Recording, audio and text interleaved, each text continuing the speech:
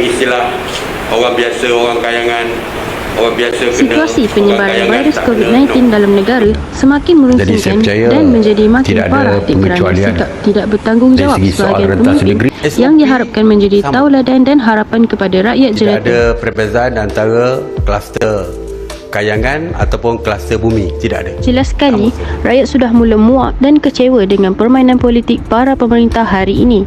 Herdikan demi herdikan mula tersebar di media sosial sehinggakan hashtag yang meminta menteri meletakkan jawatan menjadi antara yang popular dalam masa yang singkat. Kayangan versus Marhen. Sedih layanan 2 darjat. Ini ceritan khas doktor buat golongan kayangan yang tak segan silu langgar SOP. Merasalah jadi manusia biasa. Berikut adalah kata-kata yang diluahkan oleh netizen berkenaan isu ini. Berdasarkan berita akhbar dalam atas talian ini, Dr. Rafidah berkata, beliau sedih dan kecewa dengan sikap segelintir golongan kayangan atau erti kata lain, golongan berada yang tidak mematuhi prosedur operasi standard SOP.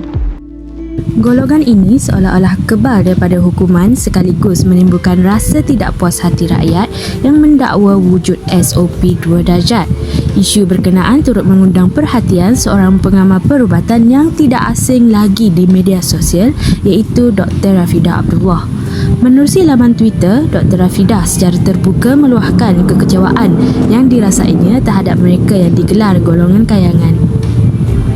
Dr. Rafidah menambah, dia dapat memahami betapa kecewanya rakyat yang lain apabila menyaksikan perbezaan layanan 2 darjat apabila melibatkan penguatkuasaan SOP. Seakan-akan penat dengan situasi kini apatah lagi berdepan dengan kes yang makin meningkat saban hari, Dr. Rafidah menasihati rakyat Marhain agar terus menjadi rakyat yang bertanggungjawab dengan mematuhi SOP bagi memutuskan rantaian COVID-19. Pada Disember 2021, viral di sebuah laman sosial Twitter video mengenai rombongan VIP bersama eskort polis menghalang atau menyekat laluan ambulans.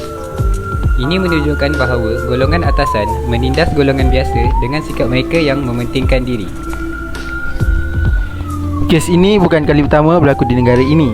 Undang-undang seharusnya dipatuhi oleh semua golongan masyarakat, tidak kira pangkat dan kuasa.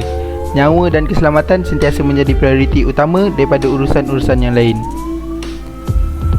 Artikel ini diambil daripada sarawakvoice.com. Berdasarkan kalatan akhbar ini mengisahkan seorang peniaga burger di kampung Rambutan Rendang, Kota Baru, Kelantan telah dikompan sebanyak RM50,000 pada jam 11.20 malam oleh pihak berkuasa. Menjadi persoalannya ialah kompan yang diberikan oleh pihak berkuasa tersebut terlalu banyak sedangkan peniaga burger tersebut tidak mempunyai wang sebanyak itu dan itu sahaja pekerjaan yang dilakukannya.